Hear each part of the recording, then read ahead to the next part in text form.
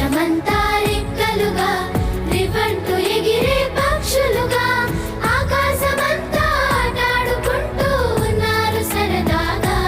ఒకరేమో సీను ఒకరేమో జున్ను కలిసారే ప్రాణంగా కురిసారే వర్షంగా.